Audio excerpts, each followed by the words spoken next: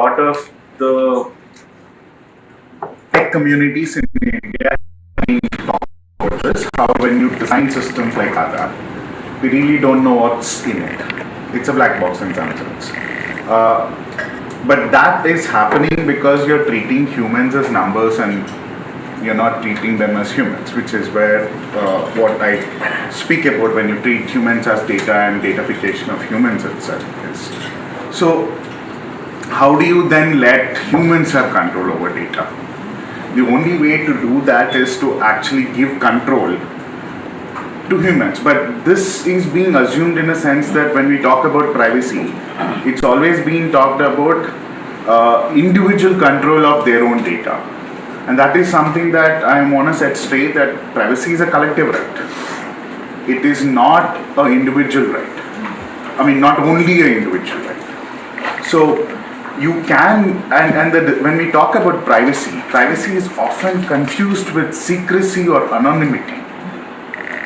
The fundamental right to privacy in India does not guarantee anonymity in India. Both the Swamy judgments, in fact, recognize identity. The Aadhaar project exists for a reason, right? So we do not have a right to anonymity. So this confusion of what is privacy is not often made clear. In fact, the legal community does not understand the many aspects of software at large, right? And it's actually the community folks who have been educating advocates that do not think of privacy as secrecy. And the current court case in Supreme Court around the electoral bonds is where now you're suddenly looking at all of this. Coming back to the issue with controls of who gets to control data, I think it's been fairly made clear that when the Aadhaar system was being implemented, they had this language of empowerment.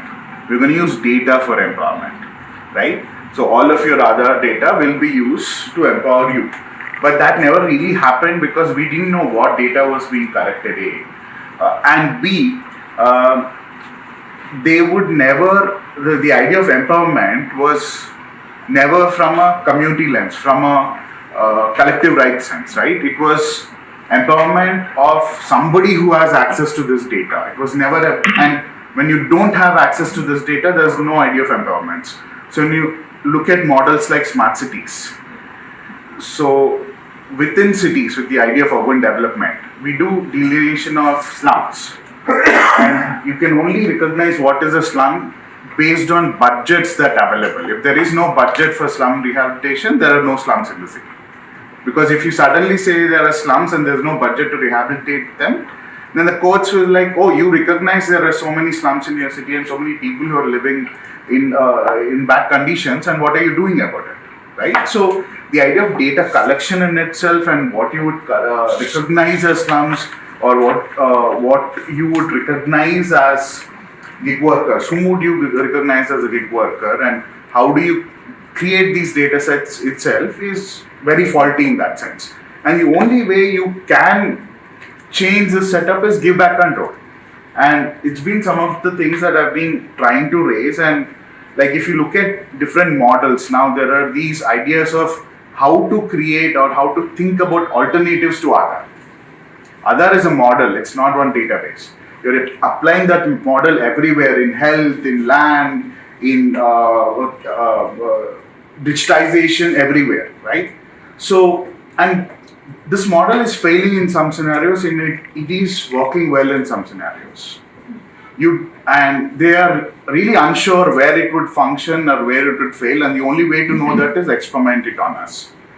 What we are offering is, why don't you let people decide that? If you're doing digitization of land, for example, there are many land communities who would claim different land rights. Tribal groups, for example, have forest rights where they claim rights over common lands, temple lands, right? But suddenly you say, I'm going to use Aadhaar to digitize everything or apply the Aadhaar model in land. You have created so many of those problems. So, in terms of discussing the model and alternatives for models, New Zealand's, the Maori tribe, for example, has come up with a method where they have this data store because under the New Zealand's constitution, the Maori tribe has constitutional rights, and they are extending that to data, where any data that the state of New Zealand has with regards to the Maori Maori tribe, they're taking over control over their own data and then deciding that as a community, as a tribe, what are we going to do? How are we going to use this data for our own empowerment?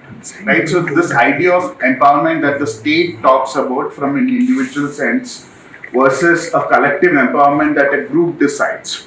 And we have so many social groups in India, right?